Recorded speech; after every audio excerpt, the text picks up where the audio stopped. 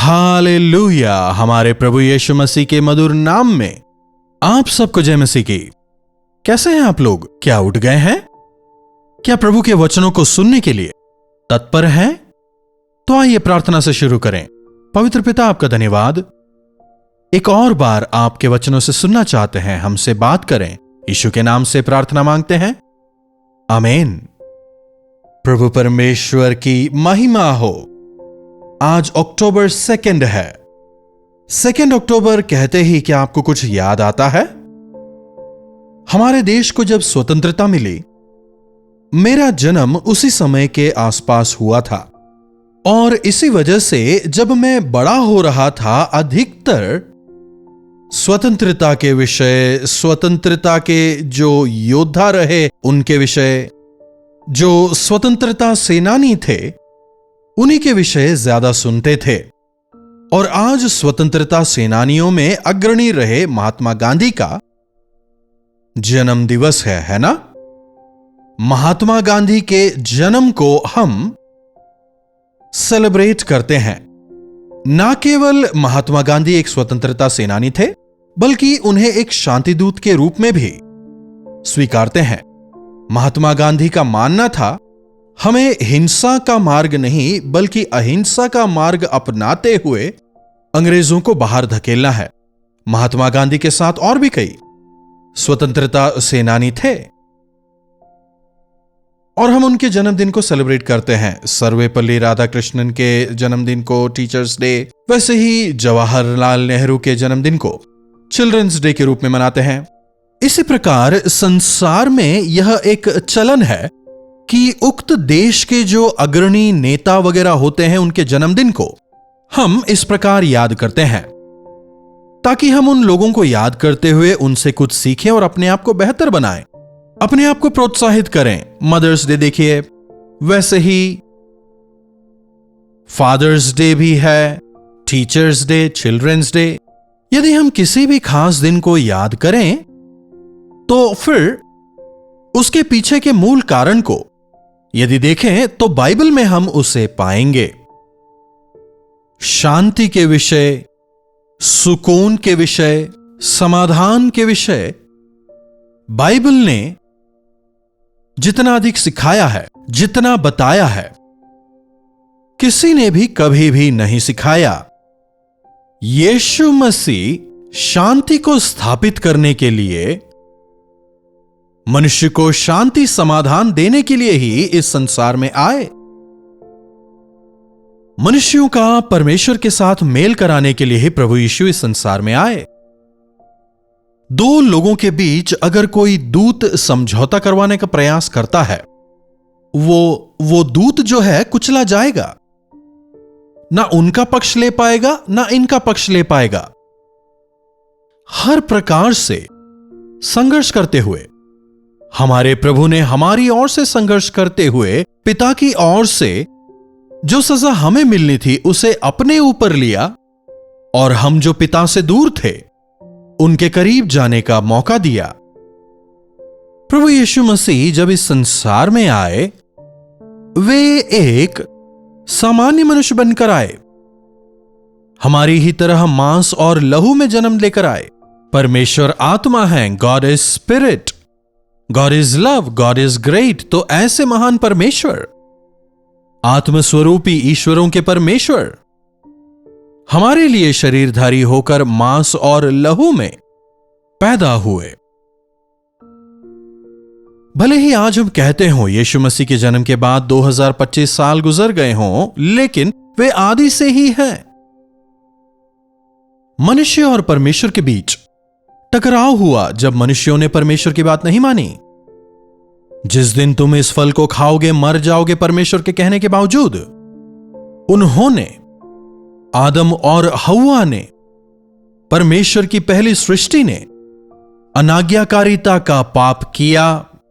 उन्होंने परमेश्वर की संगति को खो दिया, अपनी शांति को खो दिया और इसी वजह से इंसान और परमेश्वर के बीच का संबंध टूट गया। और तब से दोबारा परमेश्वर के करीब जाने का मनुष्य विभिन्न कोशिशों के जरिए काफी प्रयास कर रहा है। बलि चढ़ाने द्वारा व विभिन्न संस्कारों के द्वारा वे प्रयास कर ही रहे हैं। और पुराने नियम में यदि हम देखें, परमेश्वर ने बलिदान की अनुमति दी थी। तुमने जो पाप वगैरह किए उसके एवज में एक पशु की बलि चढ़ाओ और उससे तात्कालिक तौर पर तुम्हारे पापों की क्षमा जो है मिल जाएगी। लेकिन वो केवल तात्कालिक समाधान ही था। हर बार जब आप पाप करेंगे आपको बलिदान चढ़ाना था, हर एक को बलिदान चढ़ाना था। बलि चढ़ाने वाले को बलि होना था। और इसीलिए प्रभु यीशु मसीह संसार में बलि पशु होकर आए, वध किए जाने वाले मेमने की तरह आए, संसार के पापों को उठा ले जाने वाले परमेश्वर के मेमने के रूप में आकर हमारे पापों को, हमारे श्रापों को अपने ऊपर लेकर, भले ही उनमें कोई दोष नहीं था, उनमें कोई भी पाप नहीं था, फिर भी हमारे दोषों के लिए उन्होंने अपने प्राणों को क्रूस पर दिया। हमारे पापों की वजह से, हमारे दोषों की वजह से, हमारे श्रापों की वजह से यीशु मसीह को क्रूस पर मारा गया। तमाम मनुष्य जाति के पाप के बोझ को यीशु मसीह पर लादा गया। उनके कोड़े खाने से हम चंगे हुए और उनके बहाए लहू की वजह से हमारा उद्धार हुआ है। यीशु मसीह जब इस संसार में थे, उन्होंने हमें सिखाया कि हमें शांति के साथ, समाधान के साथ रहना है, एक दूसरे से प्रेम करना है, एक दूसरे को क्षमा करना है, एक दूसरे को हमें तसल्ली देनी है, एक दूसरे के साथ मेल जोल के साथ रहना है, दूसरों के विषय झूठी साक्षी नहीं देनी है। अपने आप को दूसरे से बेहतर जानने के बजाय दूसरों का हमें सम्मान करना है। वास्तव में यदि हम इन सिद्धांतों का पालन करें तो अशांति नहीं होगी, युद्ध वगैरह नहीं होंगे, कोर्ट केस नहीं होंगे, झगड़े नहीं होंगे। आज देखिए, इंसान ने अपनी शांति को बेच दिया है और अब दोबारा उसे खरीदने के लिए वो हर संभव प्रयास कर रहा है, सब कुछ कर रहा है। यीशु मसीह ने क्रूस पर जाने से पहले अपने शिष्यों को कुछ सिखाया था। देखिएगा यूहन्ना रचित सुसमाचार और उसका 14वां अध्याय, उसकी 25वीं आयत से। ये बातें मैंने तुम्हारे साथ रहते हुए तुमसे कहीं, परंतु सहायक अर्थात पवित्र आत्मा, जिसे मेरे पिता मेरे नाम से भेजेंगे, वह तुम्हें सब बातें सिखाएंगे जो मैंने तुमसे कहा है। 27वीं आयत देखिए, मैं तुम्हें शांति दिए जाता हूं, अपनी शांति मैं तुम्हें देता हूं। जैसा संसार देता है मैं तुम्हें नहीं देता। तुम्हारा मन ना घबराए और ना डरे। मैं तुम्हें शांति दिए जाता हूं, अपनी शांति तुम्हें देता हूं। जैसी शांति संसार तुम्हें देता है वैसी शांति मैं तुम्हें नहीं देता। तुम्हारा मन ना घबराए और ना डरे। जब वे अपने प्राणों को देने जा रहे थे, यीशु मसीह को पहले से ही पता था कि उनके साथ में क्या होने वाला है। उन्हें क्रूस पर मारा जाएगा, उससे पहले कोड़ों से मारा जाएगा, उन्हें उस अपमान को, उस निंदा को सहना होगा, उन्हें प्रताड़ित किया जाएगा, तड़पाया जाएगा, कोड़ों से मारा जाएगा। वे सब जानते थे, फिर भी वे क्या बोल रहे हैं? शांति, सुकून। अगर हमें पता चल जाए कि कल कोई मारेगा तो आज ही नींद नहीं आएगी।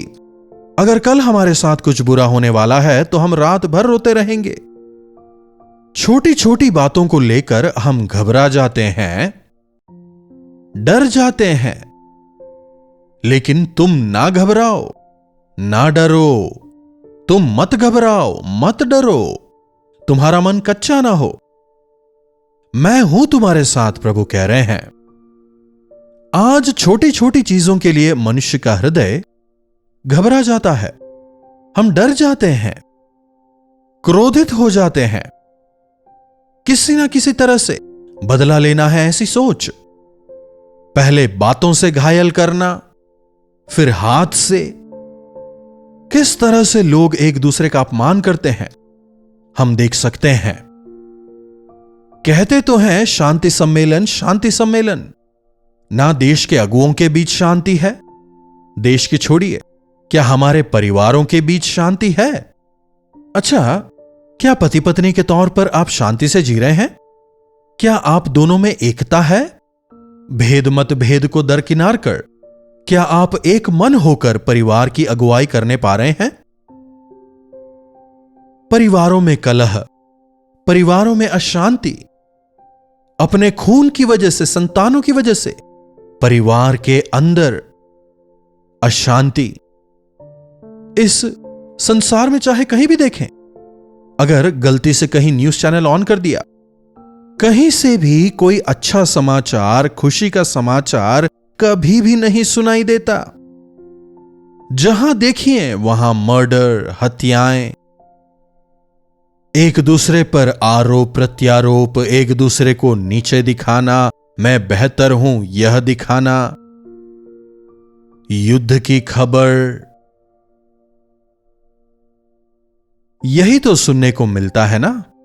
कहां है शांति? कहां है सुकून? कहां जाना पड़ेगा? इंसान जो करता है क्यों करता है? कि वो सुकून से रह सके। अच्छा मकान बनाता है, अच्छा बिस्तर खरीदता है, एसी लगवाता है कि सुकून से सोए। शानदार मकान है, शानदार बिस्तर है, शानदार एसी है, लेकिन बिस्तर पर सोने पर भी नींद नहीं आती, क्योंकि मन में शांति नहीं है, मन में अशांति है। फिर उसे भुलाने के लिए नशीले पदार्थों का सेवन करता है। कहीं भी देखिए प्रेम नहीं है, एक दूसरे पर विश्वास नहीं है। बताइए, हम गांधी जी को शांति का चिन्ह मानते हैं, लेकिन क्या हमारे जीवनों में शांति वास्तव में है? वचन कहता है, जब तक पुत्र तुम्हें स्वतंत्र ना करे, तुम स्वतंत्र नहीं होगे। जब हमें पापों से आजादी मिलेगी, तभी हमें शांति मिल पाएगी। प्रभु यीशु कह रहे हैं, तुम्हारे चारों ओर कितनी ही परेशानी हो, कितनी ही तकलीफ हो, कितनी ही एंजाइटी हो, कितनी ही आतुरता हो, कितने ही अपमान क्यों ना हो, लेकिन मैं तुम्हें ऐसी शांति दूंगा जिसे तुमसे कोई नहीं छीन सकता। यीशु मसीह के शांति समाधान को पाने वाले धन्य हैं। जिनके पाप क्षमा किए गए हैं वे धन्य हैं।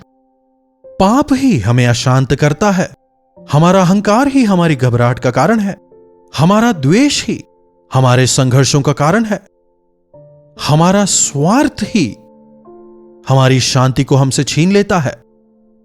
इन्हीं से हमें छुड़ाने के लिए, बचाने के लिए यीशु ने अपना लहू बहाया। यीशु मसीह को जानने वालों में यीशु मसीह का मन होता है, इसीलिए वे शांति और सुकून से जीने पाते हैं। प्रभु की शांति संसार की शांति के समान नहीं। मैं तुम्हें अपनी शांति दिए जाता हूं। संसार जैसी शांति देता वैसी नहीं। संसार कैसी शांति देता है? तात्कालिक शांति। मान लीजिए हमें किसी प्रकार की कोई खुजली हो गई। जब तक खुजाते रहेंगे अच्छा लगेगा, लगेगा सब ठीक हो गया है। खुजाना रोकेंगे अच्छा नहीं लगेगा, दोबारा खुजाएंगे, खुजाते खुजाते वहां घाव हो जाएगा।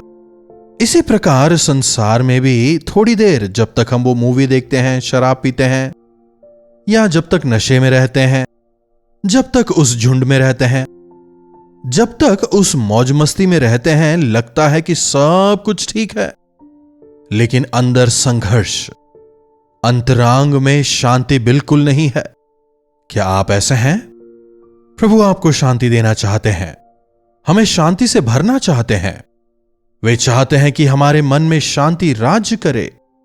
चारों तरफ कितने ही संघर्ष क्यों ना हो, लोग भले ही चारों ओर से आप पर वार कर रहे हों, चाहे आलोचनाओं का सामना कर रहे हों, जीवन में चाहे कितनी ही कमी घटी हो, मेरे प्रभु मेरे साथ हैं इस हियाव के साथ।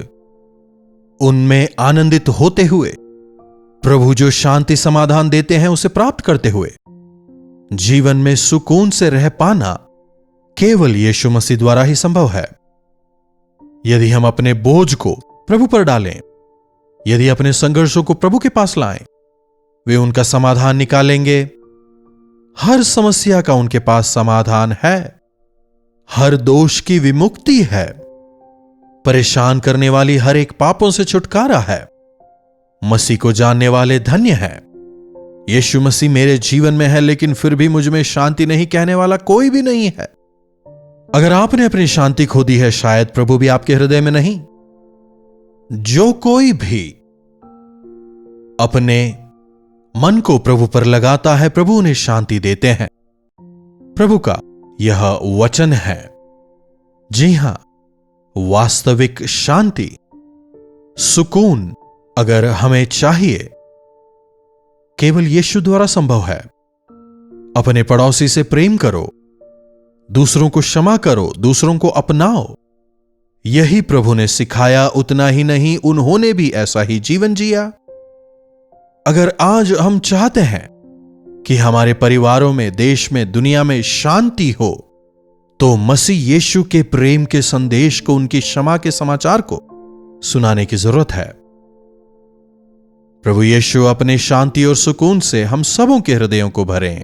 प्रार्थना। महापवित्र पिता परमेश्वर, प्रभु, जबकि यह पूरा संसार शांति और सुकून की तलाश में इधर उधर भटक रहा है, पर कहीं भी उन्हें शांति नहीं मिल रही, सुकून का दूर दूर तक नामो निशान ही नहीं है, क्योंकि वे गलत जगह ढूंढ रहे हैं। शांति के राजकुमार को छोड़ कहीं भी शांति और सुकून नहीं मिल सकता। दोबारा अपने वचनों से हमें यह बोध कराने के लिए आपका धन्यवाद। इस अशांत संसार में, संघर्षों से भरे इस संसार में, प्रभु, हमें अपनी शांति से आप भरें।